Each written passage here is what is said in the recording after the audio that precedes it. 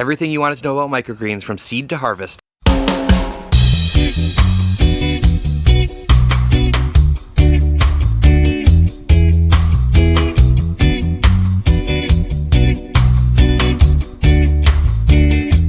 Today's video is all about microgreens, another sort of how-to video. Last video was all about starting seeds, and specifically lettuce. I'll post a link right here if you want to check that out. We're going to talk everything about microgreens today, from starting seeds to germination, uncovering, harvesting, all of that. Seed densities, whatever I can try to squeeze in this video. So let's get started planting some microgreens. It is a very lucrative crop if you can sell them in your area. You can grow them inside year-round if you like, and you can also grow them in a greenhouse. So a lot of versatility, but again, it's about your market, and if there's a lot of people selling them, it might be a little bit harder to sell. If you're in an area where a lot of people aren't into microgreens, that may be a tough sell for you too. But let's get started, let's get into it. So the first step is we're using these guys here, the 1020 flats with holes. Make sure you have holes in them. And I'm using soil that I use for starts and for microgreens. I have this little pitcher that I use, and it's probably about 3 quarts, maybe a little bit more than 3 quarts, but again, try it out with your soil and your trays to make sure that it looks good. And the first thing is just filling up all the trays.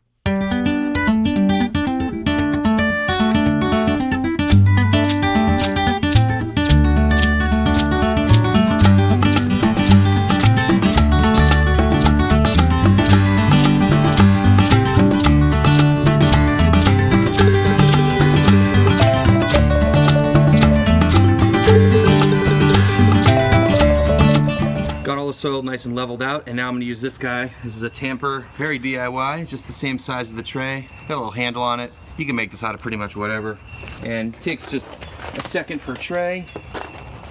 What this does is it creates a really nice surface for the microgreens to germinate, and this stuff doesn't take very long, but it just gets a really nice tray to plant in. So this is what it should look like when you're ready to start planting.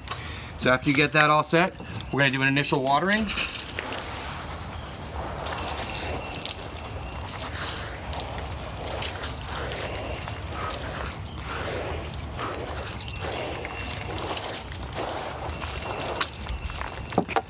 And then we'll put the seeds on. All right, some microgreen seeds need to be soaked overnight, some don't. Generally speaking, the really small seeds and the brassicas, I don't soak overnight. The bigger seeds like pea and sunflower, fava bean, those kinds of things, I do soak overnight. So this first planting, we're gonna do 6 trays of broccoli, one of my favorites. And a lot of people ask about seeding densities, and they're just places to start. You have to figure out what works for you, and they tend to vary a lot depending on where you get your seeds from, and even the seed lot that each supplier has. So I'll just talk about some of the common ones that I grow. Broccoli, I do at 17 grams a tray. I might lower that a little bit, I'm not sure yet. Sunflower, I'm doing 4.5 ounces per tray. Peas are 9 ounces per tray. Let's see, radish, I'm doing about 45 grams. And that's most of what we're going, cabbage, I do at 20 grams per tray. So that's just where I'm at right now, and you got to play with those numbers. And sometimes you plant a tray and you're like, oh, that's too dense, or that's not dense enough. And what you're looking for is you want it dense enough where the plants are sort of holding each other up and you get a nice stand, but you don't want it so dense that moisture gets trapped in there and you get sort of, mold or fungal problems. And if it's too dense, you'll actually start reducing your yield because they'll start to crowd each other out. So it takes some trial and error for sure. That's where I'm at right now with those crops. Feel free to try those out and experiment up or down a little bit.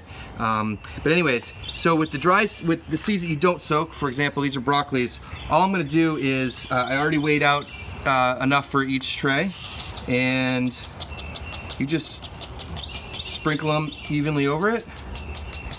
I don't tend to rely on trying to spread it out afterwards because they'll get stuck in the soil and stuff. So just take your time, make sure you get it all the way around. If you rather go too light than too heavy, because then you can go back over it. That's one tray, we'll do the rest.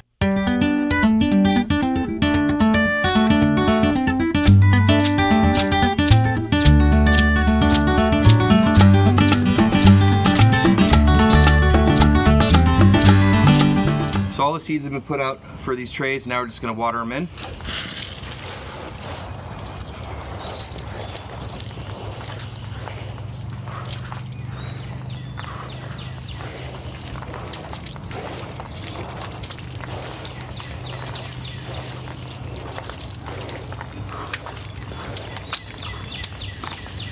So once they're watered in, we're gonna stack them up and put a paver on top, and that'll help germinate them, and we'll also move them inside.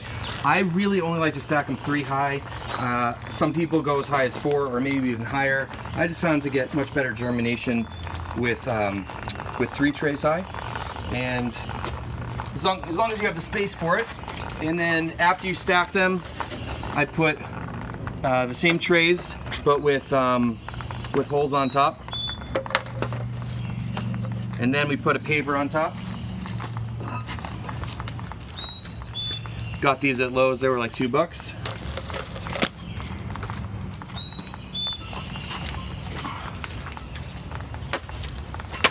Now, I'm gonna move these inside to germinate, and I just like to let them sit here for a second because a lot of the water will drain right through, and I'd rather have it drain out here than inside.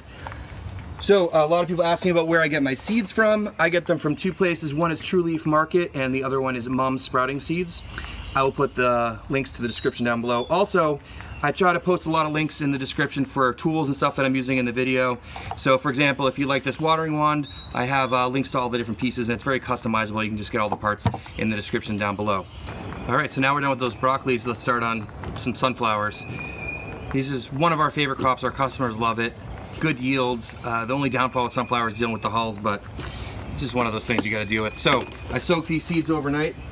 As I said, I do 4.5 ounces per tray, so I'm gonna do 4 trays. So all I have to do is strain this out.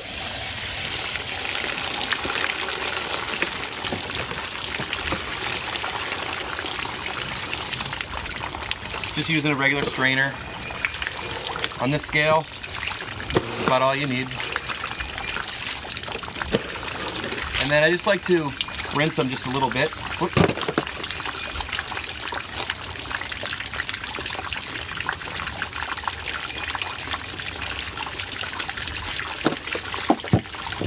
And then we'll plant them very similar to how we planted the broccolis, but we are gonna have to divvy them out. And I put a good chunk in each, and then what I do is I leave just a little bit in here so that when I'm done I can fill that in with any spaces I need. I just spread it out, and after you do a few of these, you'll know what it's supposed to look like.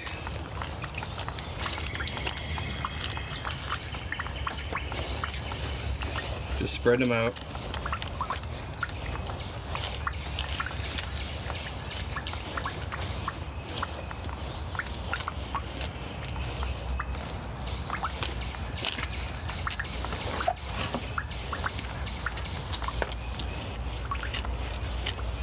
Got them pretty spread out here. Looks like I got a little bit extra seed, so I'm just going to take that and sort of fill in any spots that are a little bit lighter. It's a lot easier to do it this way than to have to soak 4 different containers, or 6 or 10 or 12 different containers or whatever. And you'll sort of get a feeling for this. You can move them around and just spread them out. Make sure they're evenly covered. You don't want them covering each other so that there's like 8 sunflowers thick, because then they won't germinate.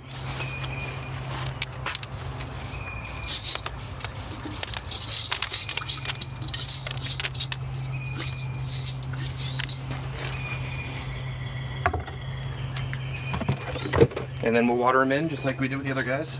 All right, so we'll stack these up, put the paver on, move them inside, just like we did with the broccoli. So let's talk a little bit about timing. Now, I usually sow my seeds on Monday morning, and that is because I harvest on Thursdays to deliver on Friday. Now, these sunflowers will be harvested the following Thursday, so about 10 days later. So I just know I have to soak my seeds Sunday night if there's any seeds I need to soak for Monday. So for most of the crops I grow, like sunflower, speckled pea, cabbage, broccoli, they're about a 10-day crop. So planting a Monday morning, harvest them on Thursday works great for me. Some of the shorter crops I've been growing, radish, speckled pea, and those are the first ones that come to mind.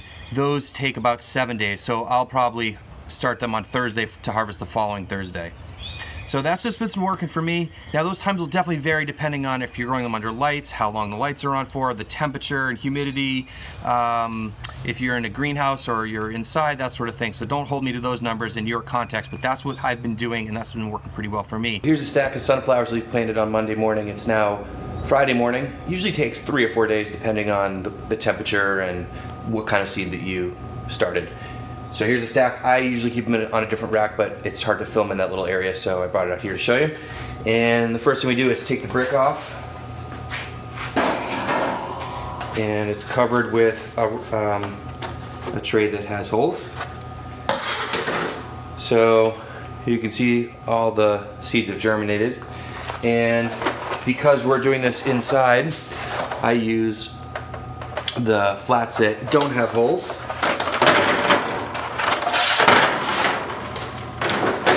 And the reason I do that is because we bottom water inside here so that I can't really just start spraying everywhere. It'll just get too wet. So we'll turn the lights on. We'll just water them. As I said, we're bottom watering.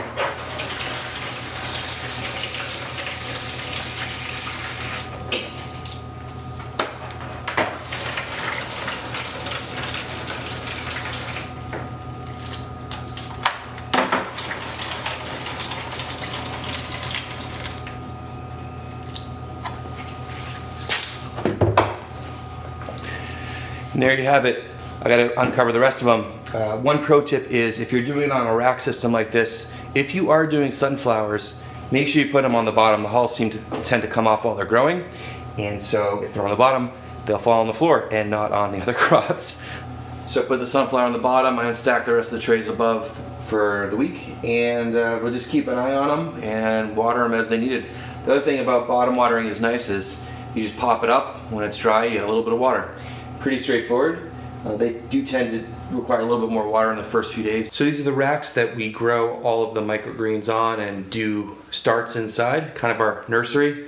And this rack is 4 feet wide, 2 feet deep. We have 2 of them currently, and there are fluorescent lights under each shelf here to illuminate each rack. These are daylight bulbs. The fixtures we got at Home Depot or Lowe's, some of them, and then some of them were given to us by a friend. And so super cheap startup cost. The most expensive thing here was the rack, and we decided to spring for ones that were a little bit nicer. They have wheels on the bottom so we can move them around, which I love. And so these are trays of microgreens that are ready to be harvested today. And this one right here, this is broccoli, one of my favorites, and our customers really like it. And it's kind of a smaller microgreen, but tons of flavor, lots of nutrition. And so you can see them growing here, and we're about to start harvesting. So let me show you how to harvest a tray. Harvesting microgreens is super simple. People use different techniques and different tools. I like a really sharp knife. This is a Santoku knife, but you could use a big chef knife, just as long as it's really sharp. You want it to really slice through the microgreens without tearing them, because then it'll start pulling out the roots, and you don't want to get any soil or the roots into the final product. So what I like to do is hold the microgreens in one hand and then cut with the other. And you want to make a nice cut. You can see why having a sharp knife is super important here. And it shouldn't take you, after you've done a few of these, it should go pretty quickly. And don't stress about every last little piece. It's not really going to make a difference in the overall yield. So I like to go down one side, spin it around, and go down the other side. Play around with a few different techniques, see what works best for you. This just seems to work well with my ergonomics and what feels good. You can see not much left on here. That was a pretty good cut.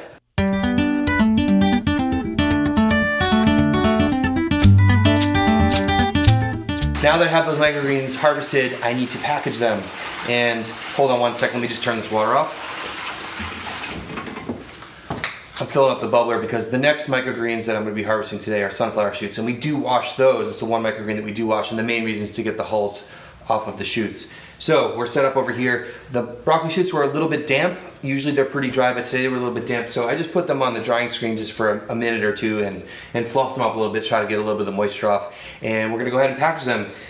And the equipment here that I use is pretty simple. I got a digital scale and the bag taper that I mentioned before, and plastic bags. So here we go. We just, pretty straightforward.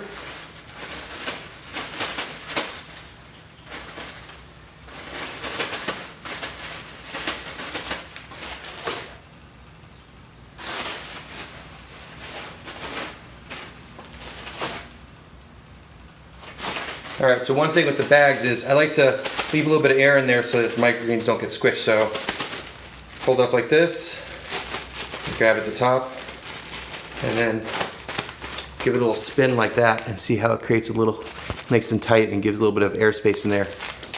And then use the bag paper. And there you go, a nice little package of microgreens. So I just want to address a couple things you guys might have comments or questions about. First thing is using fluorescent lights, which I'm using. A lot of people want to use LEDs, which I understand they're a little bit less power, but context is important. LED lights are very expensive, and as I said, I got some of these fixtures for free, so I just had to buy the bulbs. So right there, you know, it's a pretty big cost savings for me. And I've been getting pretty good results with them. LEDs are very expensive, but if you, they have other options right now that, you know, you can put in regular fluorescent fixtures, and then they have bulbs that you can put in there that are LEDs that fit in the fluorescent fixture. So that's an option too if you want to upgrade down the line. The other thing is the use of plastic. I know, myself included, we hate using plastic a lot, and there's too much plastic being used, and I try to cut down personally as much as possible, but the reality is that it is really hard to package a food product to keep it clean and hygienic and keep it fresh and transport it to the customer without using a plastic bag. Some people use clamshells that are, you know, compostable and stuff like that. They're also pretty expensive. So for us to be a sustainable farm and that we can do sustainable farming practices, we need to be sustainable as a business and be making money. So we continue to use plastic bags until there's a decent option for us to switch over to something better. So I just want to address those things. Hey, so that wraps up this video about microgreens. Hope it was helpful. Please give me some feedback about this video and any of the other videos. If it was too slow or too long, not enough information, too much information, that sort of thing. And also other topics you'd like to see me covered if you want me to do more follow me along on a workday kind of thing, longer how-to videos. I got a bunch of things, ideas planned out, but I'm always looking for suggestions. I apologize heavily about the quality of these videos. I am filming this on my phone, and so if there's things that are out of focus or exposure's not right, I'm really sorry. I will hopefully get a real camera at some point, but I'm trying to focus more on content and getting information out to you guys. So please like and share this video, subscribe to the channel, and thank you for watching. We'll see you in the next one.